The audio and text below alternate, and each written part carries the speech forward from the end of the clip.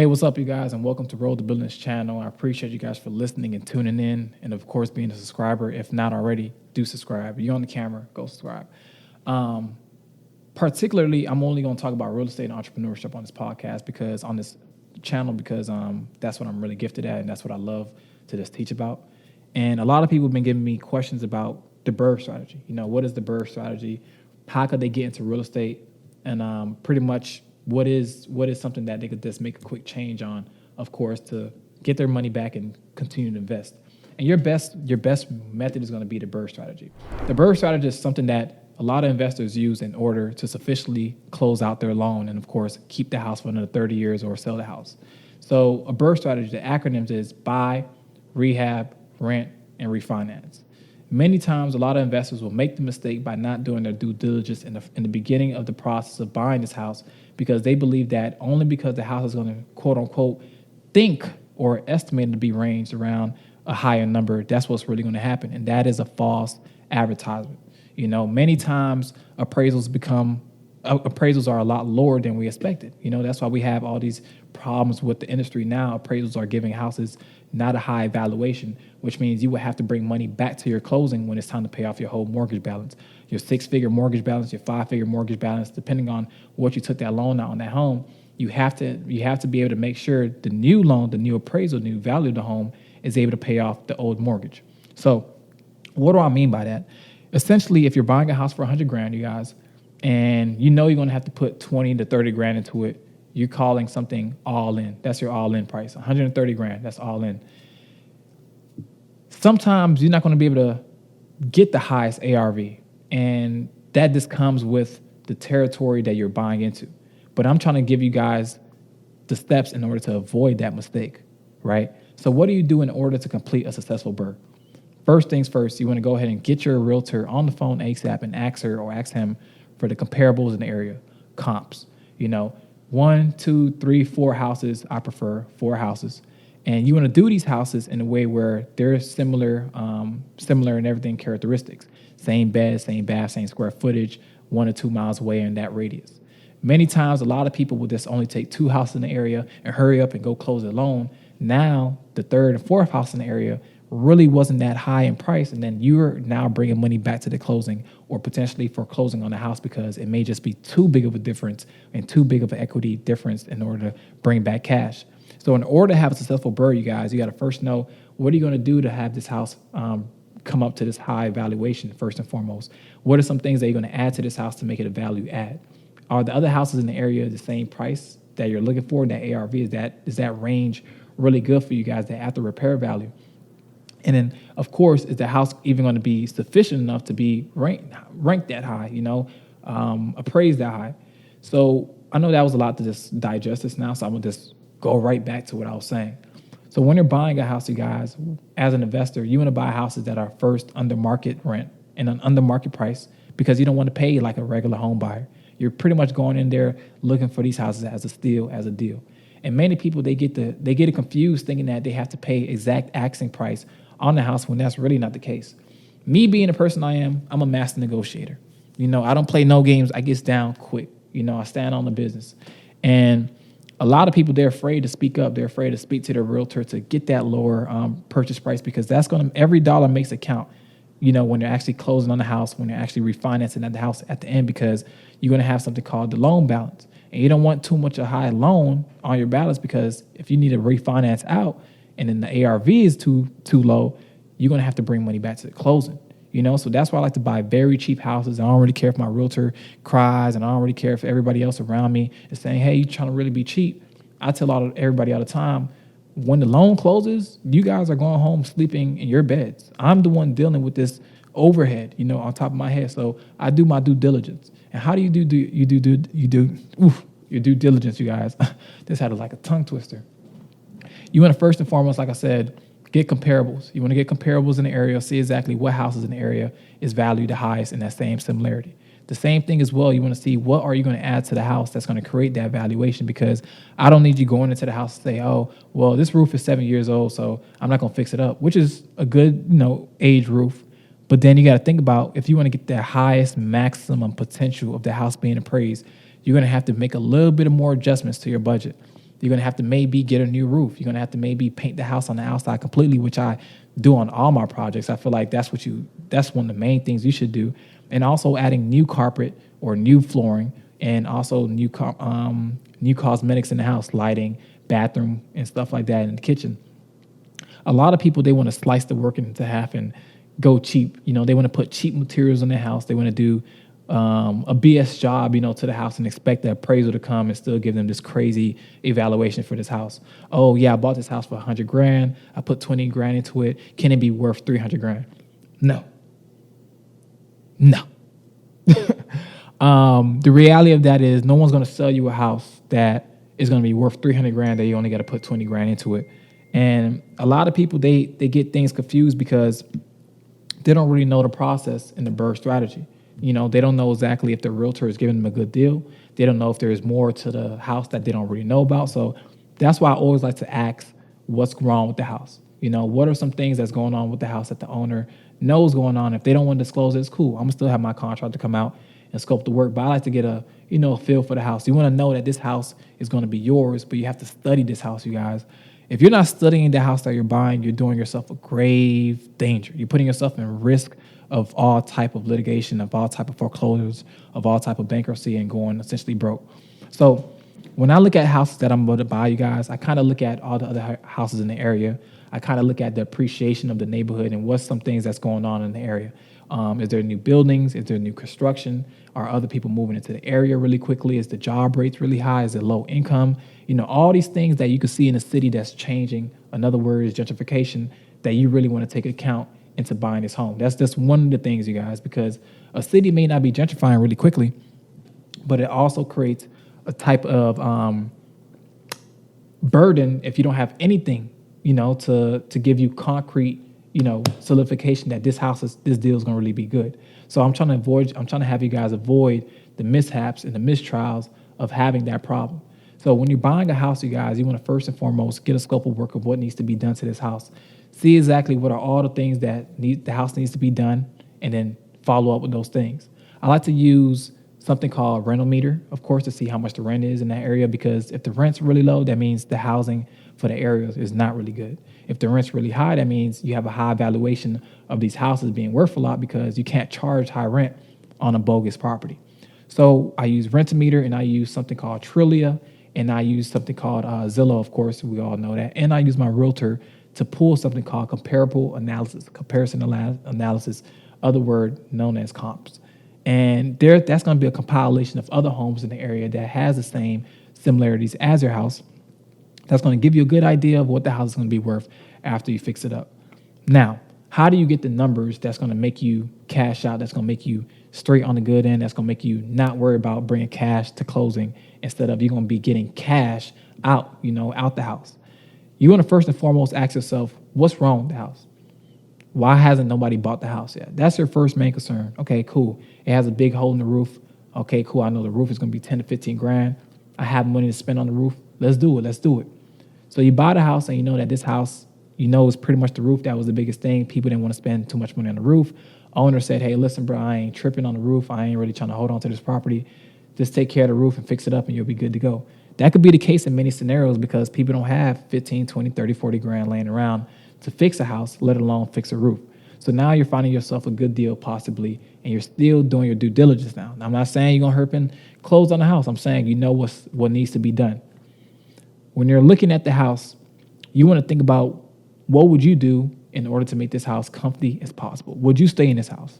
And if you were to stay in this house, and when you know how this house is going to look, you have a good representation of the budget as well. You don't want to spend too much on that, because obviously spending money on a house that you don't really know the dynamics of it just yet, don't get too much like splurging about little things, thinking about, oh, we're going to put the best flooring in here. No, listen, take it step by step. Make it comfortable in your eyes, because I feel like if you have good taste and you believe you have good taste, whatever you will live in, someone else will want to live in. So think about that. And I want to go back to a point I made earlier. I'm not saying buy the house before that. I know I kind of got a tongue twister into that. I was saying put it under contract. Buy it, put it under contract. Temporarily, it's yours. But yeah, create the scope of work. Understand exactly what is needed to be done to this house to make it efficient as possible. And I would just recommend to do this as well. When you calling your realtor, not only for the comparables, also asking for handyman in the area, because you want to get a quote for literally everything that needs to be done. You want to get a quote for the floor. You want to get a quote for the paint. You want to get a quote for, little installments on the door hinges, kitchen cabinetry. The bathroom need to be demoed and redone. Everything they could think of that could be broken down in the scope of work. You want to be able to have someone on standby and have a person of interest that you always work with that's going to give you a good number on that. And the reason I say good number is because, you go to another company and what's the word? You go to another company and try, but they might get over on you. And I seen it happen, bro. I seen people say, "Oh, you know what? I'm gonna go check this other company out," and I'm like, whatever.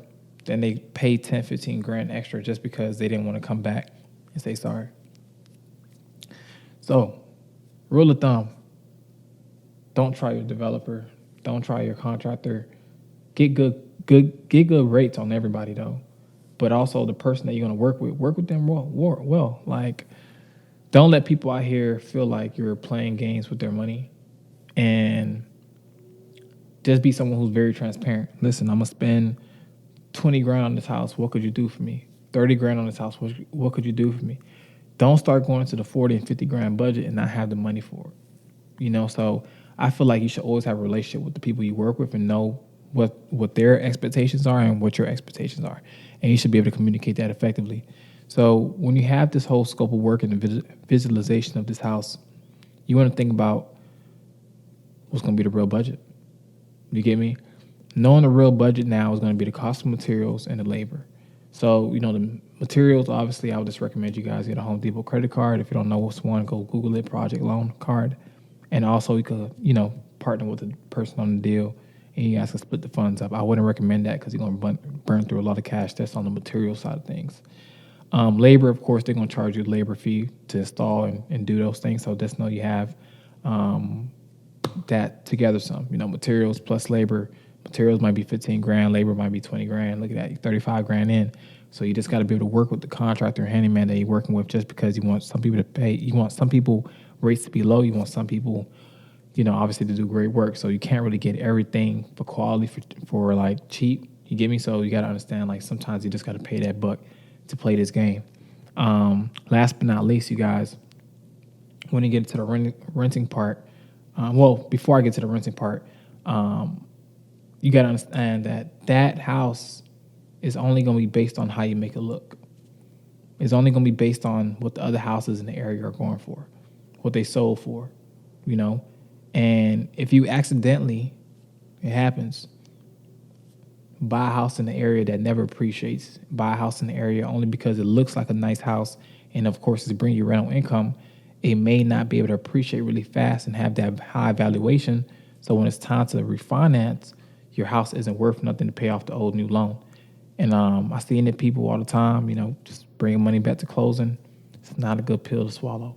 So I just try to re-emphasize that throughout my episode because a lot of people just want to get into real estate and they just want to buy a house. And that's why I tell people, hey, listen, shoot me an email, send me a DM, on Instagram, comment, just let me know you need help because I love to mentor people into understanding the whole dynamics of the whole deal and not just looking at it from real estate. And we move on to rent. Your renter is going to be the biggest thing because you have something called a DSR loan. No, DSR loan. Damn it. Listen, you guys, sometimes I be going through so many things, but I believe that's what it's called. Don't quote me on that. But pretty much your lender will go and give you a percentage based off also what the rental income is. They'll give you like a ratio difference. But the one I like to literally work with is just going to a 30-year mortgage. And you might be like, hey, Mo, what you spoke about the first time, DSR loan. They just give you, it's just a different type of scaling, for giving you money back on the refinance based off the rental income and stuff like that as well. So it's just another option lenders have. But as well as, the regular refinance 30-year loan, whatever they give you, 75%, 85% of the real appraisal value, that appraisal is going to be based off the amount of work you did and what materials you put in the house. So don't go cheap, but also don't go like broke trying to do too much. You want to keep it right in the middle, like very high quality, moderate. I like calling it high quality, moderate, because you're going to keep it at a way where people are going to less want to buy it, but you may not be able to go crazy on the appraisal, but the appraisal just might be able to top it just enough for you to get a little cash back. You barely got through. You skinned it. You feel me? You don't want to be the person who barely got through. You want to be the person who excel. Bam. So we're going to get that done. And the best way to get it done is, like I told you, look at the house from your point of view. How would it look to someone else want to live in there, and exactly what's going to make it feel comfortable. When you rent this house out, you're showing the lender that first it's a cash flowing property, it's a real business. You're able to pay the mortgage, their insurance is being paid, utilities being paid, and someone is actually in there feeling the home, saying this is a real home, I can live here, let alone a year plus years. So that's a really good look to the lender. And also the profit level, the difference in the actual mortgage and all your expenses, what it's written out for, they also look at that as well as the ratio. So I feel like when a lot of people say, oh, they don't look at that, I feel like they really do. And I feel like sometimes, yes, it may not strengthen your loan, but I do feel like sometimes the appraisal could give you an appeal, because you be like, listen, this house is rented for $1,600, man. I know that you probably just valued it low, but listen, next year is going to be $1,700. And then the appraisal, they could just look at that at all areas and say, okay, cool, we're gonna take it in consideration. They might do it. They might not. I'm not telling you guys they will. I'm not trying to say anybody has any say so in their decision, but I do feel like they go off the energy of who you are as a person, let alone how the house looks. So if you're real genuine, I feel like the appraisal might fuck with you and be like, hey, listen, this is what we could do. If you're not cool, sorry, bud. Hang tight. But yeah, the rental part, get the lease signed up, lease for a year. I don't like month to month because they see that as not stable. I like to do a year, and I like to provide that to the lender and show that it's a real stable cash flowing property. And I go through Section 8 for all my properties, affordable housing. If you need help on that, I'll create another video on that as well. So you get all those steps done. You buy it. You know that this house is going to be a great house. You bought it for under market price. You rehabbed it. You know the people who are working on it is going to give you a good price on it, so you're really not going to spend too much on it. You have it rented out after you rehabbed it, so now it's a cash flowing property. And last but not least, ching ching, money time, cash out refinance, you guys. Refinance is the last part on that BRRRR. So when you get the BRRRR done, when you get the refinance part coming up, make sure your credit is still at where you got the house at. Make sure your docs and any other appointment documentation is lined up, like your real taxes, your real bank statements, everything that's actually going to be needed. Make sure you submit those on all time and in a single-handedly in unison. Don't be trying to send one thing 1 week and wait 2 weeks later to send it, because when you do a refinance, this time you get to shop around from different lenders, and they're going to give you different rates based on the market, different options. Some lenders have different things, like they'll give you more money on the loan, and obviously, like, they just have crazy ways as to make you have a great house, make you have a great mortgage with them, depending on their stipulations. And you want to work with a great lender, because that's going to be the person you're paying for the next 30 years.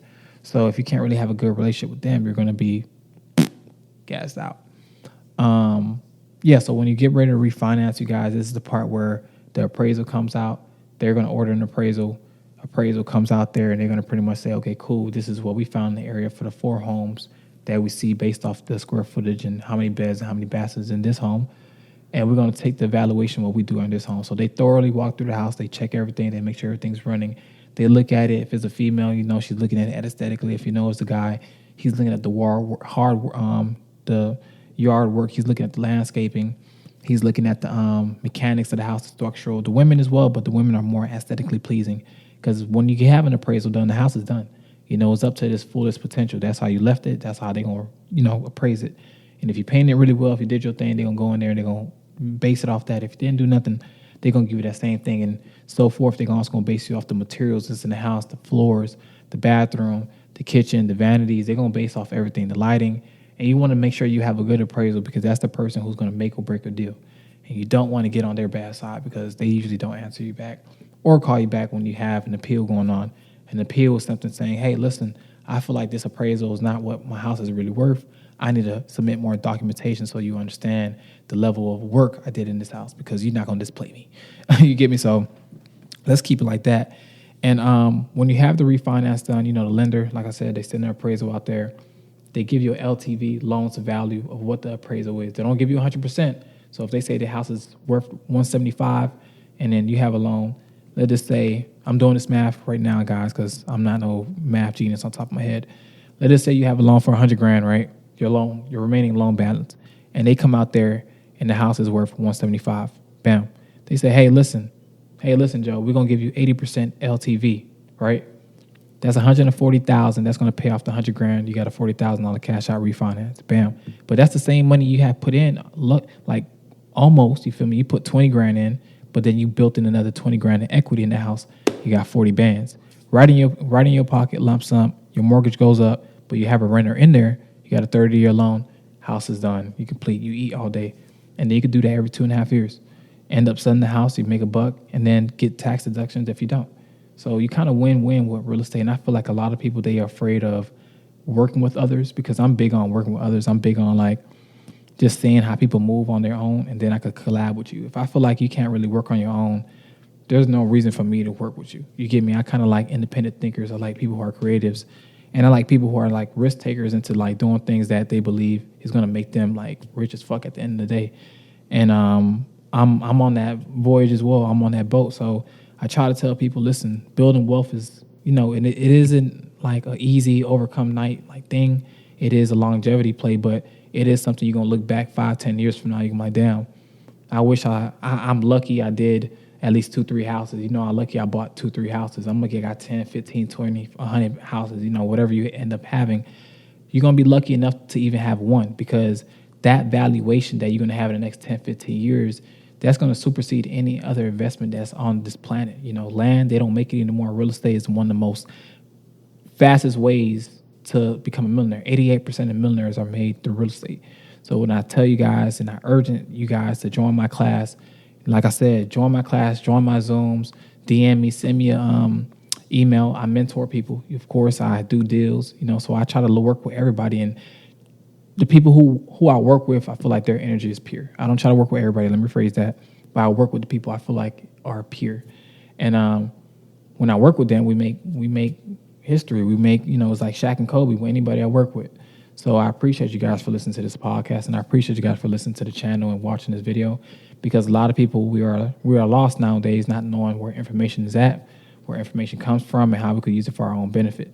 So I'm going to continue to put videos out here and continue to put podcasts out here. You can listen to my podcast on Apple Music, on Roll to Billions, on Apple Podcasts, and then, listen to other episodes as well as watch my videos on my channel.